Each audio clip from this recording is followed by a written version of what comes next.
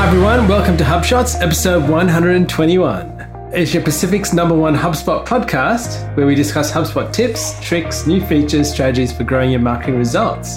We hope you enjoy the podcast as much as HubSpot's CEO Brian Halligan does. Thanks for creating this podcast. It's awesome. I listen to it on the weekends and I really enjoy it. In this episode, we look at HubSpot's new menu, email tips and benchmarks, and some Apple fun facts. My name's Ian Jacob from Search and Be Found, and with me is my co-host Craig Belly from XEN Systems. How are you, Craig? Well, Goji Ma, and you're pretty perked up this week, aren't you? I know, Craig. I was listening to last week's episode and I sounded like I was falling asleep. Well, it was a late night. We've had a big week. So, yeah, but we're all dosed up on the Goji Ma and the coffees. Oh, Goji Ma, I say. Yeah, it's so much, yeah. So, look, inbound thought of the week, 124 days. If I said that to you, what would it mean? That means that we are getting very close to inbound. Yep. And with that comes lots of nice surprises. Is that right? Possibly. What are the surprises? Well, new products, new things that are in the pipeline. Oh, that's a surprise. That's a surprise. But I'll tell you what, one of them's coming next week. We'll chat Correct. about that in a second. That's but, right. Yeah, lots happening. So inboundcountdown.com, you can get the latest. And inbound.com is where you go to find out who the new speakers are. And there's actually a list of speakers now, which is growing. And when there's a few more, we'll come back and talk about some of them. Hey, speaking of HubSpot people and Boston, I wanted to give a shout out to Brent. Hey, Brent. How you doing? Wonder if he's listening to the show over there. Now, Brent was our channel consultant in Sydney. And now he's been promoted to a manager and he looks after the implementation team for North America, which is pretty big. Yeah, well deserved too. He's well pretty done, special. Brent. You know, I was on a client site the other day. Actually, no, a prospect. I was talking with them. And I said, oh, yeah, well, no, we used to do with this guy at HubSpot. I was like, oh, yeah, who was that? They said, oh, Brent. And I was like, oh, Brent, I know Brent. They said, yeah, he was excellent. I said, oh, he's gone overseas. He said, oh, okay. All right, so I'm still here. But Brent, and you know who else? I'm looking forward to seeing Ariana. Hey, Ariana. Yes, hello, Ariana. I was emailing with her today, looking forward to catching up with her next time we're in the Sydney office. She hasn't abandoned us over to Boston. No, she hasn't. So we'll see you soon, Ariana. That's right. Now, you were talking about something coming up in HubSpot in the next week or so on the new menu. Tell us about that. Oh, yeah. I'm liking the new menu, Craig. So what HubSpot have done, as probably most of you who use the system would know, there was kind of this marketing and sales side, and you kind of had to swap. Like, so if you're a sales user, for example, and you're looking at messages or you wanted to go to messages and documents, you had to constantly go through these 3 or 4 clicks to get to stuff. I'm like, it doesn't make sense because people in marketing and sales use those features, right? So what they've done is they've actually amalgamated and made this really nice, clean menu, which makes a lot more sense in the way it's organized. So you can easily access all the different parts of the system. Yeah, it's really good. Now, we've got it because we've opted into the beta program. We're beta program members, but it is rolling out pretty soon. In fact, by the time that you listen to this, might already be out. Might have it. And I think it's opt-in, so you don't have to switch to it straight away. But I'll just say that my impression of it was kind of within minutes of switching, I was fine. You were delighted, were you, Craig? I was delighted. And that's pretty big when it comes to an interface change. It's quite significant. Navigation change in a product. But I just feel at home straight away. And so some things, you know, that you kind of, oh, where's that? Yes, I did ask you for one thing. Where's project hiding these days? And there's stuff like that. But they've surfaced some things too, like HubDB kind of has been promoted up. Correct. Much more visible and a few things like that. And this is very apparent as we both use the AdWords interface in Google, where we have major frustrations and endless anxiety, should I say.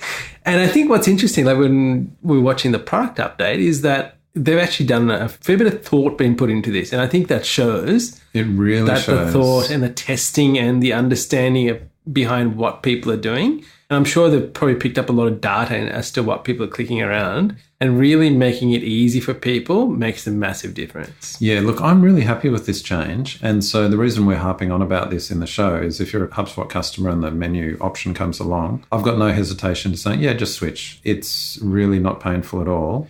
You wouldn't switch back. You're just like, I'm so at home in this. Exactly. Like, it's one of those things in hindsight, you kind of go, oh, this is so much better. Exactly. And I think I feel frustration when I now go into a portal that doesn't have that menu and I have to keep switching around. And I like your comment about AdWords because we both find I struggle. the new AdWords interface. It's been out for months now, and every time I go in, I'm just still. I mean, that's much more than a navigation change, admittedly, but gee, it's a good way in what not to do. It's unsettling. It's so frustrating for people that have used the old AdWords interface Correct. for so long. And I know it sounds like whining because that marketing changes. It's always got to be changing, and you can't hold back. I mean, every time Apple makes a change, people outcry, I want it to stay the same. So I don't want to be in that camp. But seriously, when you do change interfaces, there are right ways to do it. And then there's what we call friction-full ways to do it. Yes. And the HubSpot one is beautiful. So, all right, on to our marketing feature of the week, Craig. And we're going to talk about something that's changing in the system. And you will see this in HubSpot. We talk about the HubSpot owner in a lot of places in the system. And what they're actually doing is changing that name so there's less confusion. So, for example, you will see there's a HubSpot contact probably called HubSpot owner in contacts, and they're going to call that the contact owner now. And same goes for company owner, deal owner, and rolling out very soon, ticket owner, because a part of Service Hub will come this thing about tickets. Yeah, look, this is just an FYI for people. They're just changing a label. There's no functional change. But it's just so obvious. This is another hindsight thing. It's kind of exactly because we have clients say, "What is HubSpot owner? What does that mean?" Yes. Is that the person that signed up for the account and pays the bills? Yes. No. It's you. You're the owner of that contact. So now to say contact owner, so much better. Yeah, absolutely. All right, Craig, on to our HubSpot gotcha of the week. And this is a gotcha because I've been using the ads add-on to create Facebook audiences and do a few things and actually get that data in. What I love about it Love is the ads add-on. Yep. that I can track down particular ads, keywords, down to the contact that converted on that. And that's the best part. And then also creating the Facebook audiences from your lists and having that all synced. So when I went into a customer account and I thought, okay, I'm going to do a bit more Facebook. They said, let's do some Facebook advertising. And I went to do it and I didn't have the ads add-on. All I could create was a website audience. And that was my entire thing that I could do. And then I realized all these things I took for granted, having the ads add-on where I could create audiences of lists that we had, was not there. So that's the gotcha. Right, yeah. So the gotcha is I didn't have the ads add-on. Correct, exactly right. I hadn't paid for an add-on. That was the gotcha. And I just thought to myself, for that small, minute investment, the amount of ease you can get and the speed at which you can implement things is so great that I would happily pay the money. It does. It saves you hours. And, for portals that don't have the ads add-on, we use LeadsBridge to sync between HubSpot and Facebook and, things like that. Yes. So it's a third-party tool that syncs stuff. And, that's like, and I get this with my team, we're chatting and we're going, oh, okay, so we've got to sync this. And they're like, oh, so how do we do that? Don't we just do that in HubSpot? No, that's in our portal. In other portals, you've got to go and use this third-party tool. So I'm totally with you. When you say it's a gotcha of the week that you don't have this, it is kind of like it's like, it makes so much a difference. So, and I think why I'm saying this is because the more and more we use paid advertising, especially Facebook and Google, it becomes quite an imperative tool that we have in our chests, should we say.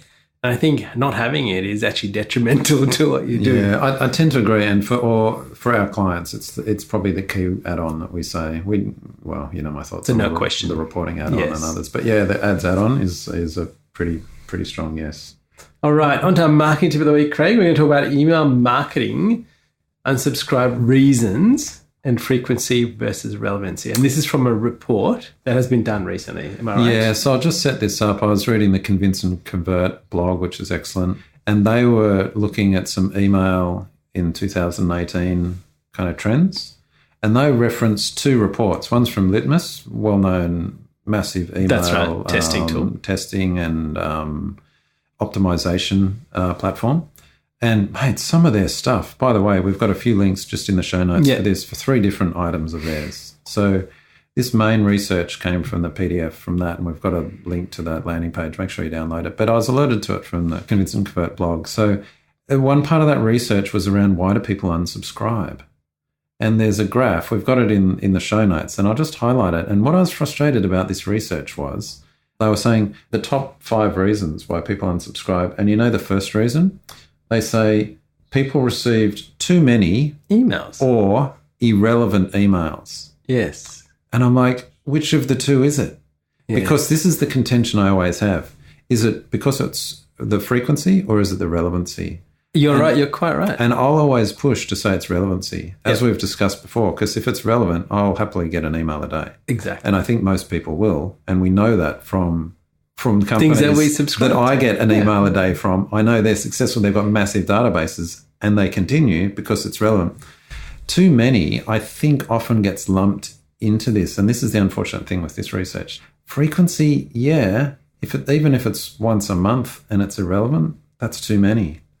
But relevancy has to trump. So that's my disappointment with this research. And I guess what I wanted to highlight to listeners while we're highlighting this is that you've got to take these kind of research reports in context and sort of put some thought behind it. Put some thought behind it. And you can take this as like an input, but don't just kind of assume it's just the frequency. However, there were other things, other reasons why they talked about. And I thought this was interesting. The brand's email or website didn't display well on a smartphone. You know what? So they unsubscribe. Yes. At a very high rate.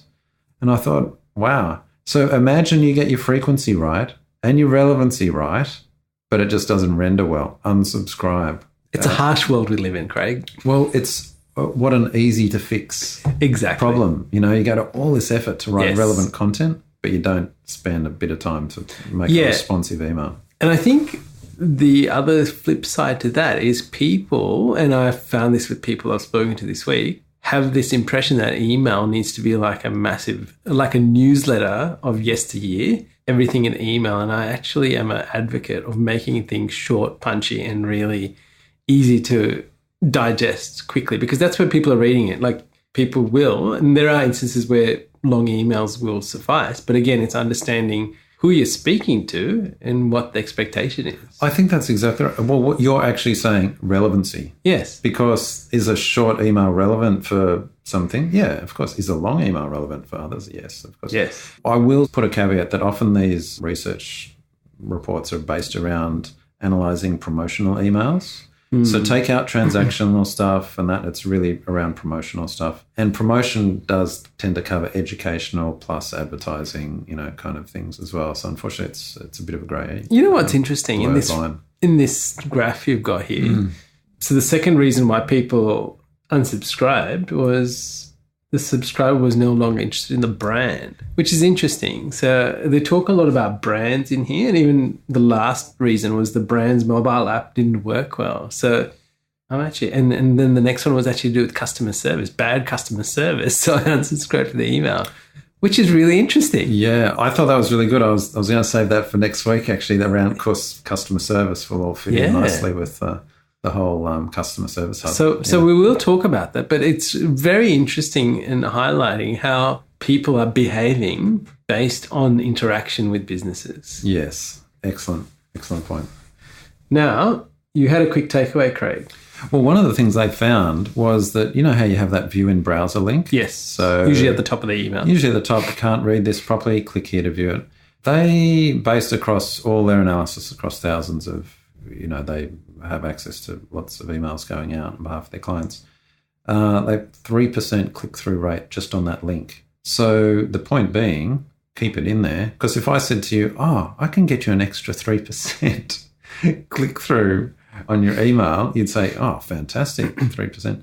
So get that link in there. And in HubSpot, of course, it's just you turn on a box. Yes. You tick a box on and the link is in there. So don't forget that. All right, onto our HubSpot sales feature of the week, Craig. I wanted to highlight tasks. Now, this is important because I have been sitting with a few salespeople recently, and it's one of the features that I've highlighted to them, but I've also highlighted to myself, because if I used it, I would not be forgetting things that I need to get done. And what it really showed me and highlighted to me when I talk about it to people in sales is that it creates a repeatable daily process that they can follow and things that they can get done, because they're all about getting through. And especially when they're talking to lots of people, is actually having that task list and being able to get through it seamlessly and efficiently. So I put a link in there for the knowledge base so you can actually learn more about it, because you can set up different task queues.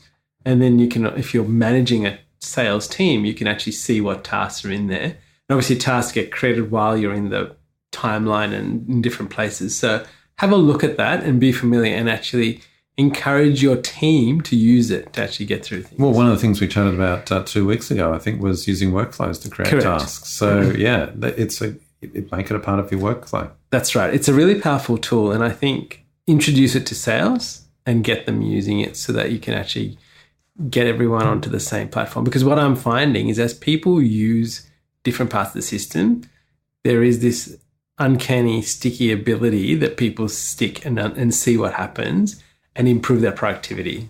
Now, there's one little thing on there, Craig, that you want to highlight. There is a setting in tasks, which is to actually create a follow-up reminder once you complete that task. Now, this is on by default, and it will ask if you want to switch it off, but depending on how your workflow is, decide whether you want it on or off. Yeah, just one of those settings. We're trolling through settings and found that there. Didn't realize that, but yep, you can turn it off if it's not appropriate. That's right.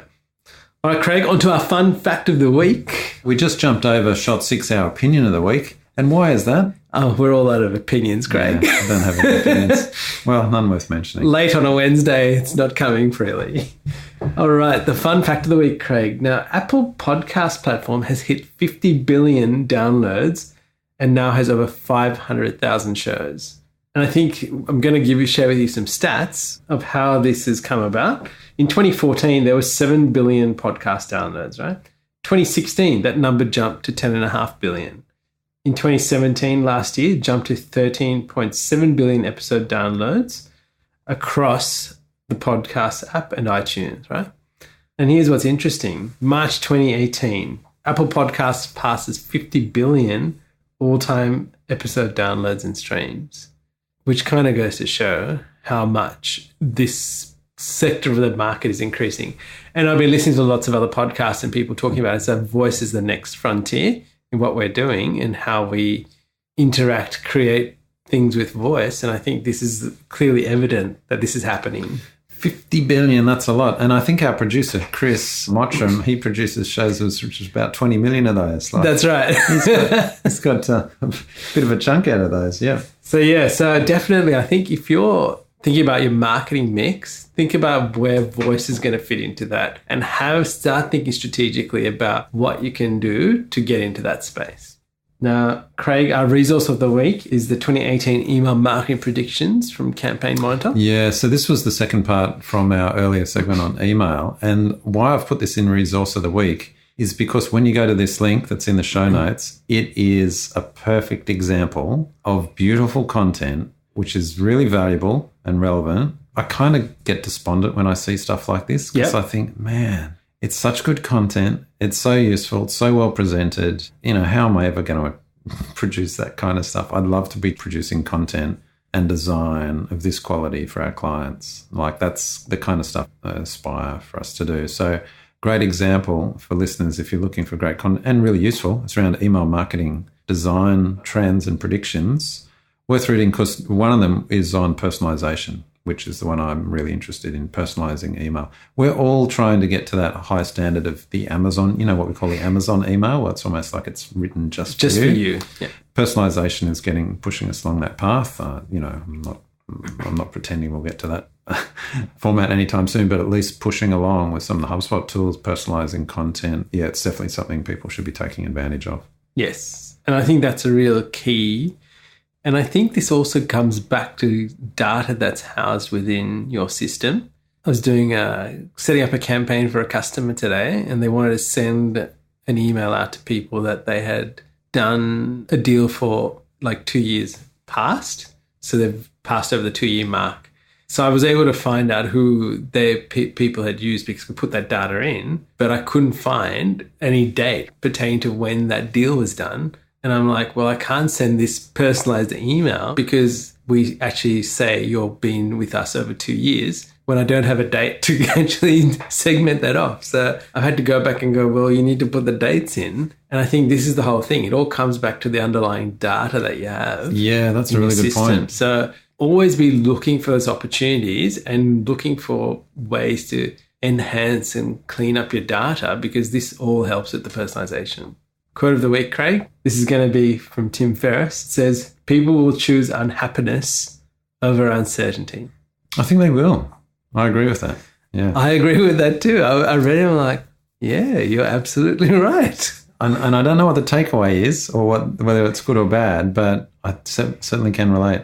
Now, I've got a quote for you. Is this from you, Craig? No, but I want to guess see if you can guess who said this, all right? I'll read it out. Okay. So listeners, see if you can guess. I'd like to dial it back 5% or 10% and try to have a vacation that's not just email with a view.